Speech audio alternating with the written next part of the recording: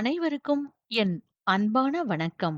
இன்றும் உங்கள் மனதைத் தொடும் ஒரு அழகான குடும்ப சிறுகதையுடன் உங்களை சந்திக்கிறேன். வாருங்கள், கதையை ஒன்றாகவே கேட்போம். இன்றைய சிறுகதை ஆன்லைன் பூச்சாண்டிகள். சிறுகதைக்குள் செல்வோமா?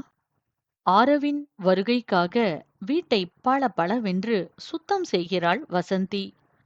முதலில் ஆரவ் பிறந்த செய்தியை கேட்டதும் வசந்தி எழுதிய கவிதை இன்று கூட அவள் மனதில் அழகாக ஓடுகிறது. புன்னகை பூக்கும் பிள்ளை செல்வமே, பல்லில்லா ஈறுகள் தெரிய, சின்னஞ்சிறு சிவந்த நாக்கு சிரிப்பில் மேல் அன்னத்தில் ஒட்ட, கண்களை அகல விரித்து காட்டிக் கொடுக்கிறாய் உன் கள்ள மனதை. மயிலிறகால் தீண்டுவது போல மயக்க வைக்கும் ஒரு பார்வை. மெத்தென்ற பூப்பாதங்கள் மெல்ல தத்தி நடந்து வர, பஞ்சு போன்ற கன்னங்களில் என் உதடுகளை பதிக்கச் சொல்லி தூண்டில் போட்டு, பூ போல அள்ளி உன்னை பாசத்துடன் கொஞ்ச வைத்து, கோடி இன்பம் தருகிறாய் வள்ளல் போல் ஈடேதும் கேட்காமலேயே. ஆனந்தம் பொங்கும் மனத்துடன் அன்பை அனைவருக்கும் பரப்புகின்றாய். பாகுபாடின்றி இவ்வுலகில் பழகி களித்தாடிடவே, அறியாமையை அமிழ்தம் போல் அருந்திவிட்டு வந்தாயோ. இதுதான் ஆரவுக்கு வசந்தியின் ஸ்பெஷலான கவிதை. வசந்திக்கு ஆரவ் மேல் ஏன் இத்தனை கொள்ளை பாசம் என்று கேட்கிறீர்களா? ஆரவின் குட்டி அண்ணன் ஸ்ரவன் பிறந்த பொழுது கூட இப்படியெல்லாம் கவிதைகள் வசந்திக்கு பிரவாகம் எடுத்துக்கொண்டு வரவில்லை. இன்னும் சொல்லப்போனால் வசந்தியின் செல்ல மகள் நீரஜாவுக்கு கூட ஒரு வரி கவிதை வசந்தி எழுதவே இல்லையே. இந்த கேள்விகளுக்கெல்லாம் விடை அறிய நாம் பல வருடங்கள் வசந்தியின் வாழ்க்கையை பின்னோக்கி பார்க்க வேண்டும். ஆம், அப்பொழுது வசந்திக்கு 20 வயது. திருமணமாகி 3 மாதத்தில் கணவருடன் வெளிநாட்டு வாழ்க்கையை தொடங்கினாள். வெளிநாடு வந்த புதிதில் வித்தியாசமாக எல்லாமே புதுமையாகத்தான் இருந்தது. நாளடைவில் அடிக்கடி வெளியிடங்களுக்கு கணவருடன் போய் வந்ததில் நன்கு பழகிவிட்டது.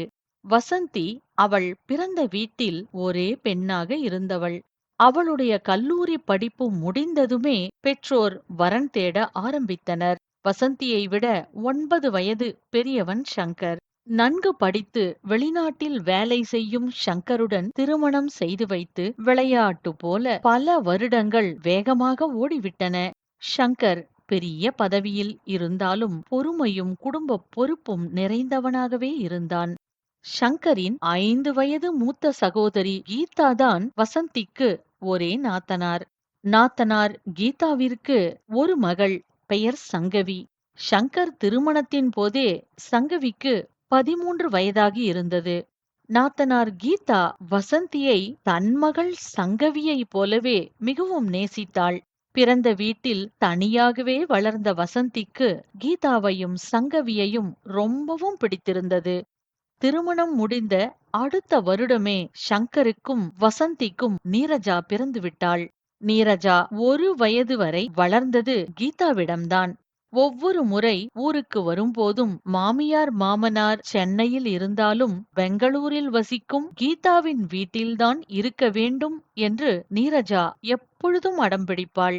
அதுபோலவே விடுமுறை முடிந்து வெளிநாட்டிற்கு திரும்பும் பொழுதும் ஒரே அழுகைதான். இந்த அழுகையில் சங்கவியும் சேர்ந்து கொள்வாள். அதனால் சங்கர் சமயம் கிடைக்கும் பொழுதெல்லாம் ஊருக்கு தன் குடும்பத்துடன் சென்று பெற்றோரையும் சகோதரியையும் பார்ப்பது வழக்கம். வருடங்கள் இவ்வளவு வேகமாகவா ஓடும் என்பது போல சங்கவி கல்லூரி படிப்பையே முடித்தாள். அவள் விருப்பப்படியே 2 வருடங்கள் வேலை பார்த்தாள். பிறகு சங்கவிக்கு திருமணம் கூட நல்லபடியாக முடிந்து முதல் வருடமே குழந்தை ஸ்ரவனும் பிறந்து விட்டான். இதனால் சங்கரின் குடும்பம் சங்கவியின் குழந்தைக்கு பெயர் வைக்கும் விழா, மொட்டையடிக்கும் விழா, காதுகுத்து என்று தான் வசிக்கும் நாட்டிலிருந்து 2, 3 முறை விமானத்தில் போய் பார்த்துவிட்டு வந்திருந்தார்கள். அடுத்து வந்த 1 வருடத்தில் மீண்டும் சங்கவி 2வது குழந்தையை வயிற்றில் சுமந்து கொண்டிருந்தாள். குழந்தை பிறக்கும் அந்த தேதிக்கு டிக்கெட் எல்லாம் புக் செய்து தயாராக இருந்த பொழுதுதான் கொரோனா தொற்று ஆரம்பித்தது. கூடவே வந்த லாக்டவுனால் எங்கும் போக முடியாமல் அனைவருமே அவரவர் வீட்டிலேயே முடங்க வேண்டிய நிலை. அதனால்தான் 2வது குழந்தை ஆரவ் பிறந்த பொழுது நேரில் போய் பார்க்கவே முடியவில்லை என்ற தவிப்பு இவர்களுக்கு மிக அதிகமாகவே இருந்தது. குழந்தையை வீடியோ காலில் பார்த்தாலும் மனம் ஏங்கி தவித்தது. அதனால் தனக்கு தெரிந்த விதத்தில் கவிதை எழுதி ஆரவை வரவேற்றாள் வசந்தி. சங்கவியும் இந்த கவிதையை பொக்கிஷமாக வைத்திருக்கிறாள். இந்த நிலையில் பள்ளியில் படித்து வந்த வசந்தியின் மகள் நீரஜா ஆன்லைன் வகுப்பில் இருந்தாள். வீட்டிலேயே இருந்த நீரஜாவுக்கு போர் அடித்தது. ஆன்லைனில் அதிக நேரம் செலவழித்தாள். முகம் தெரியாத புதிய நட்புகள் அவளுக்கு கிடைத்திருந்தன. வசந்தி இதை பற்றி கவலையுடன் தன் கணவனிடம் பேசினாள். ஊரில் இருக்கும் தன் நாத்தனார் கீதாவிடமும் சொன்னாள் வசந்தி. ஆரம்பத்தில் கொரோனா இப்பொழுது சரியாகிவிடும், அப்பொழுது சரியாகிவிடும் என்ற எதிர்பார்ப்பிலேயே நாட்கள் மாதங்களாகின. ஆரவின் முதல் பிறந்த நாள் கூட வீடியோ காலில்தான் இவர்களால் பார்க்க முடிந்தது. அதே சமயம் நீரஜா எப்பொழுதும் ஆன்லைனிலேயே இருப்பதையும் அவள் கவனமாக இருக்க விழிப்புணர்வு ஏற்படுத்தும்படியும் நாத்தனார் மகள் சங்கவியிடம் நீரஜாவிற்கு தெரியாமல் அடிக்கடி வசந்தி புலம்பிக் கொண்டே இருந்தாள். அதனால் சங்கவி தன்னிடம் நீரஜா பேசும் பொழுதெல்லாம், "நீரு செல்லம், இதுவரைக்கும் உன் கூட ஸ்கூல்ல படிக்காத, முன்ன பின்ன தெரியாத புதியவர்கள் கூட நீ பழகக்கூடாதும்மா. ஆன்லைன்ல மட்டும் தானே நீ பழகுற. அதனால அவங்கள பத்தி முழு விவரமும் உனக்கு தெரியாதும்மா. ஆன்லைன்ல நெறைய பூச்சாண்டிங்கெல்லாம் இருக்காங்க. உன் கூட பேசுறவங்க உன்ன விட பெரியவங்களா கூட இருக்கலாம் செல்லம். சின்ன பொண்ணு மாதிரி போட்டோலாம் போட்டு உன்னை ஏமாத்துவாங்க. ஆனா அவங்க என்ன பண்ணுவாங்க தெரியுமா? ரொம்ப இனிமையா பேசுவாங்க. எப்பயாவது உன்னை தனியா விட்டுட்டு அப்பா அம்மா வெளியில போயிருக்கும்போது உன்னை ஏமாத்தி வீட்டை விட்டு வெளியில வர வைப்பாங்க. இல்லனா வீட்டுக்கே வருவாங்க. சாக்லேட், ஐஸ்கிரீம் இதெல்லாம் குடுப்பாங்க. உனக்கு பிடிச்சதெல்லாம் சாப்பிட குடுப்பாங்க. ஆனா, அதுல மயக்க மருந்து கலந்திருக்கும். அத வாங்கி சாப்பிட்டியோ, அப்படியே மயங்கி போயிடுவ. அவ்வளதான். உன்ன அப்படியே கோணிப்பையில போட்டு கடத்திட்டு போயிடுவாங்கம்மா" என்று இப்படியே தொடர்ந்து பல முறை தான் கேள்விப்படும் செய்திகளையும் சேர்த்து ஆன்லைனில் ஏற்படும் ஆபத்துகளைப் பற்றி நேரம் கிடைக்கும் பொழுதெல்லாம் தன்னுடைய குழந்தைகளுக்கும் புரியும்படி அடிக்கடி பேச ஆரம்பித்திருந்தாள் சங்கவி. இதனால் இப்பொழுதெல்லாம் நீரஜா ஆன்லைனில் அதிக நேரம் இருப்பதில்லை. நேரத்திற்கு தூங்க ஆரம்பித்தாள். ஷங்கரும் வசந்தியும் தினமும் தன் உறவினர்கள் யாருடனாவது போனில் பேசிக்கொண்டுதான் இருந்தார்கள். கொரோனா சமயம் ஆதலால் பல பல வைத்தியங்கள் பகிரப்பட்டன. கவலையும் பீதியுமான வாழ்க்கையால் வீட்டுக்குள்ளேயே எல்லோரும் முடங்கியே இருந்தனர். தடுப்பூசி போட்டிருந்தாலும் யாருக்கும் எங்கும் போக தைரியமே இல்லை. இவர்கள் வருவதாக சொன்னாலும், "வேண்டாம் வேண்டாம், அங்கேயே பத்திரமாக இருங்கள்" என்ற அறிவுரையே உறவினர்களிடமிருந்து வந்தது. ஒரு வழியாக கொரோனா அலை முற்றிலும் ஓய்ந்தது. பள்ளிகள் வழக்கம் போல இயங்க ஆரம்பித்திருந்தன. நீரஜா 9ஆம் வகுப்பில் இருந்ததால் நிறைய படிக்க வேண்டி இருந்தது. அதனால் ஊருக்கு செல்வது குறைந்து விட்டது. அப்படி இருந்தாலும் இந்த ஆன்லைன் பூச்சாண்டிகளின் கதைகள் நீரஜாவுக்கும் சங்கவியின் குழந்தைகளுக்கும் சொல்லப்படுவது மட்டும் நிற்கவே இல்லை. இந்நிலையில்தான் முதலாக நாத்தனார் மகள் சங்கவி தன் குடும்பத்துடன் வெளிநாட்டிற்கு வருவதாக சொன்னாள். அந்த நாள்தான் நாளை காலை. அதனால்தான் வசந்தி தன்னுடைய வீட்டை சுத்தம் செய்து கொண்டிருந்தாள். ஆரவை நேரில் பார்க்கப் போகிறோம் என்ற குதூகலம் அவர்கள் மூவருக்குமே இருந்தது. மறுநாள் இவர்கள் ஏர்போர்ட்டுக்கு போய் சங்கவியின் குடும்பத்தினரை வீட்டிற்கு அழைத்து வந்தனர். சுருட்டை முடியும் பெரிய குண்டு கண்களுமாய் ஆரவ் இவர்களை முதலில் நேரில் பார்த்ததும் அவன் முகத்தில் தோன்றிய சிரிப்பும் சந்தோஷமும் வசந்தியை திக்குமுக்காட வைத்தது. பாசத்தின் வலிமை இதுதான் என்று ஷங்கர் பெருமையாக நினைத்தான். ஆரவ் வசந்தியின் மடியில் உரிமையாக வந்து உட்கார்ந்து கொண்டான். அந்த வீட்டில் குழந்தைகளின் சந்தோஷ துள்ளல்களால் சிரிப்பொலி நிரம்பியிருந்தது. அன்று ஒரு நாள் சற்று ஓய்வாக இருந்துவிட்டு மறுநாள் காலையிலேயே குழந்தைகளுடன் பக்கத்தில் இருந்த பார்க்கில் ரொம்ப நேரம் விளையாடிவிட்டு வந்தாள் வசந்தி. அனைவருமே டயர்டாக இருந்தார்கள். கொரோனாவால் பிரிந்திருந்த உறவுகளின் பாசம் அந்த சமயம் அவர்களை பலமாக இணைத்து கொண்டிருந்தது. ஆரவ் இவர்களிடம் பல வருடம் பழகியவன் போல இயல்பாக இருந்தது வசந்திக்கு ரொம்ப சந்தோஷமாக இருந்தது. அடுத்த நாள் காலை சமையலறையில் பிஸியாக இருந்த சங்கவிக்கு போன் வந்தது. அவளுடைய கல்லூரி தோழிதான் பேசினாள். இன்று காலை விமானத்தில் சென்னையிலிருந்து புறப்பட்டு சிங்கப்பூர் வருகிறாள். மறுநாள் அதிகாலை சிங்கப்பூர் வழியாக ஜப்பான் போகிறாளாம். சிங்கப்பூரில் 12 மணி நேரம் இருப்பாளாம். அதனால் இந்த காத்திருப்பு நேரத்தில் அவளை போய் பார்த்துவிட்டு வர ஆசைப்பட்டாள் சங்கவி. ஆரவும் ஸ்ரவனும் வீட்டிலேயே இருப்பதாக சொல்லிவிட்டார்கள். அதனால் மதிய உணவை முடித்துவிட்டு சங்கவியும் மருமகனும் மட்டும் ஏர்போர்ட்டிற்கு கிளம்பினார்கள். அவர்கள் சென்றதும் வீட்டில் சமையலறையில் வசந்தி பிஸியாக இருந்த பொழுது ஹாலில் குழந்தைகள் விளையாடிக் கொண்டிருந்தார்கள். அந்த சமயத்தில், மாமி சமையல் பண்றீங்களா? என்ன சமையல்? என்று பெரிய மனிதன் போல கேட்டுக்கொண்டே உள்ளே வந்தான் ஆரவ். சங்கவி வசந்தியை மாமி என்று அழைப்பதால் இந்த குழந்தைகளும் அப்படியே அழைத்தார்கள். ஆரவ் செல்லத்துக்கு பிடிச்ச பருப்பு சாதம் பண்றேன் என்றாள் வசந்தி. அதற்குள் பெரியவன் ஸ்ரவன் உள்ளே வந்தான். மாமி, எனக்கு பிடித்த செத்தோச வடகரி பண்ண முடியுமா என்றான். வசந்திக்கு தூக்கி வாரி போட்டது. வடகரி செய்திருக்கிறாள், ஆனால் இதுவரை செத்தோசை செய்ததில்லை. சாரி செல்லம் என்று மன்னிப்பு கேட்கும் பாவனையில் அவனை பார்த்தாள் வசந்தி. அவனுக்கும் இவளை பார்த்து கொஞ்சம் இரக்கம் வந்தது. மாமி, பரவால்ல, எனக்கு இட்லிக்கு ரசம் தொட்டு சாப்பிட ரொம்ப பிடிக்கும். அது செய்ய முடியுமா என்று இறங்கி வந்தான் ஸ்ரவன். அதுக்கு என்னடா தங்கம், பண்ணிட்டா போச்சு வசந்தி உற்சாகமாக சொன்னதும் குழந்தைகள் சந்தோஷமாக மீண்டும் டிவி பார்க்க ஹாலுக்கு ஓடினார்கள். அவர்கள் எல்லோரும் அன்று டிவி பார்த்து பொழுதை கழித்தார்கள். 8 மணிக்கு இரவு உணவை முடித்தபோது ஆரவ் கேட்டான், அம்மா எப்போ வருவாங்க? இப்போ மணி 8 ஆகிறது. இன்னும் 2 ஹவர்ஸ்ல வந்துருவாங்க என்று வசந்தி அவனிடம் சொல்லிவிட்டு பாத்திரங்களை டிஷ்வாஷரில் போடுவதற்கு சமையல் அறைக்கு போனாள். குழந்தைகளுடன் நீரஜாவும் ஷங்கரும் ஹாலில் விளையாடிக் கொண்டிருந்தார்கள். சற்று நேரம் கழித்து மீண்டும் சமையலறைக்கு வந்த ஆரவ், மாமி 2 ஹவர்ஸ் முடிஞ்சுதா என்றான். இல்ல தங்கம், இன்னும் முடியலம்மா என்று சிரித்துக்கொண்டே வசந்தி சொன்னதும், ஓகே மாமி என்று சொல்லிவிட்டு ஹாலுக்கு ஓடினான்.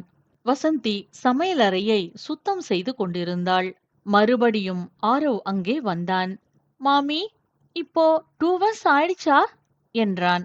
இன்னும் இல்ல செல்லம் என்று வசந்தி சொன்னதும் ஆரவ் ஹாலுக்கு ஓடிவிட்டான். வசந்தி சிரித்துக்கொண்டே பாத்ரூமை அலம்பிவிட்டு வெளியே வந்தாள். ஆரவ் மறுபடியும் ஓடி வந்தான். மாமி, இப்போ முடிஞ்சுதா என்றான். அவனை பார்த்து வசந்திக்கு பாவமாக இருந்தது. அவனை ஹாலுக்குள் அழைத்து வந்து கடிகாரத்தை காட்டினாள். இதோ பாரு செல்லம், சின்ன முள் இங்க இருக்கணும், பெரிய முள் இந்த இடத்துல இருக்கணும்.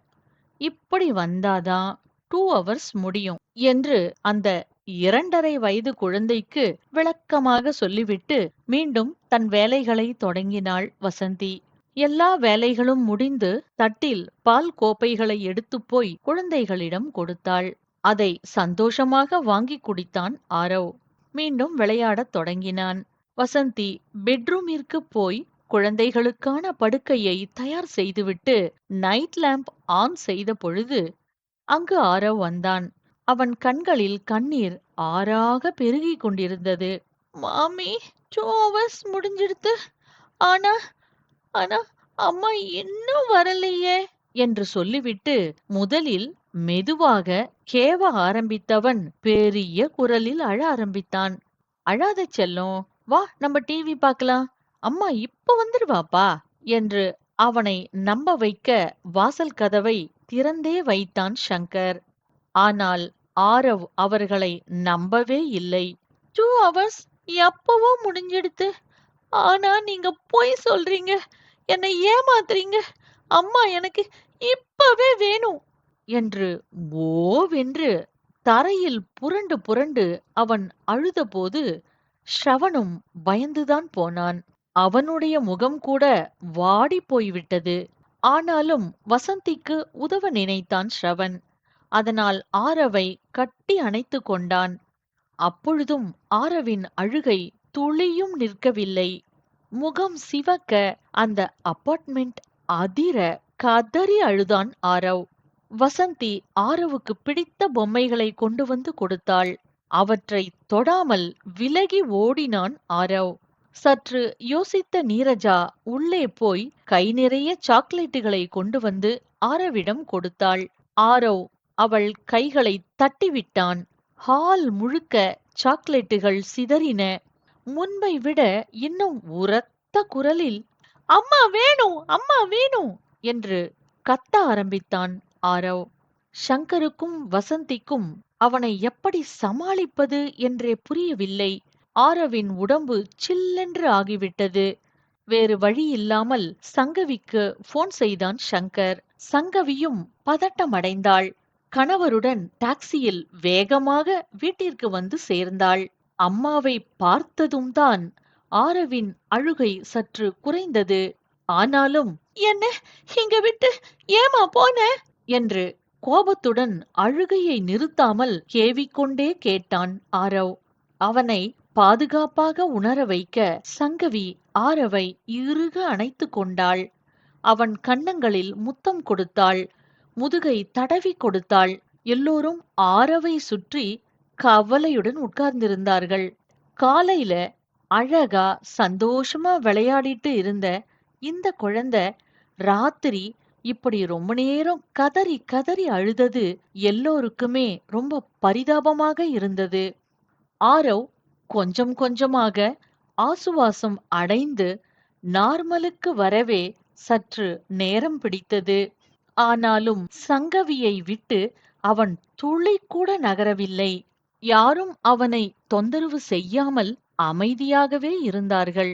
அப்பொழுது சட்டென்று ஞாபகம் வர ஆரவுக்காக தான் வாங்கி வைத்திருந்த சாக்லேட்டுகள் மொத்தத்தையும் கவரோடு கொண்டு வந்து அவனிடம் நீட்டினான் ஷங்கர். வேண்டாம் மாமா, அம்மாவோட பையில நிறைய சாக்லேட் இருக்கு என்று பட்டென்று சொல்லிவிட்டான் ஆரவ். ஷங்கரிடமிருந்து ஒரு சாக்லேட் கூட அவன் வாங்கவே இல்லை. ஆனால் ஆரவின் வாய் வேண்டாம் என்று மறுத்தாலும் அவனுக்கு சாக்லேட் சாப்பிட வேண்டும் என்றும் ஆசையாக இருந்தது. அதை வெளிக்காட்டாமல் உடனே தன் அம்மா சங்கவியின் கைப்பையில் சாக்லேட் ஏதாவது இருக்கிறதா என்று ஆர்வத்துடன் தேடி பார்த்தான் ஆரவ். ஆனால் அங்கே சாக்லேட்டே இல்லை. எல்லோருமே அவன் பேச்சு மற்றும் நடவடிக்கைகளை ஆச்சரியமாகவே பார்த்து கொண்டிருந்தார்கள். திடீரென்று யாருமே எதிர்பார்க்காத விதமாக, அம்மா, மாமா கிட்டேந்து அந்த சாக்லேட்லாம் வாங்கி உன் பையில வச்சிட்டு அப்புறமா எனக்கு எடுத்து கொடுமா என்று அம்மாவின் முகத்தை கொஞ்சம் ஏக்கத்துடன் பார்த்து சொன்னான் ஆரவ். அவ்வளவுதான். ஆரவ் தான் பிறந்ததிலிருந்து ஆன்லைனில் மட்டுமே பார்த்து பழகிய ஷங்கரின் குடும்பத்தை குழந்தைகளை கடத்தும் ஆன்லைன் பூச்சாண்டிகள் என்று நினைத்து விட்டதால் பயந்து போய் கதறி அழுதிருக்கிறான். அது மட்டுமல்ல, அவர்கள் கொடுக்கும் சாக்லேட்டில் நிச்சயமாக மயக்க மருந்து கலந்திருக்கும் என்றுதான் அதனை வாங்க அவன் சிறிதும் விரும்பவில்லை என்ற பயங்கரமான உண்மையை உணர்ந்ததும் ஆரவுக்காக ஆசை ஆசையாய் கவிதை எழுதிய வசந்தியும் அதனை பொக்கிஷமாக சேமித்து வைத்த சங்கவியும் திகைத்துத்தான் போனார்கள். இப்படியாக இந்த கதை முடிகிறது.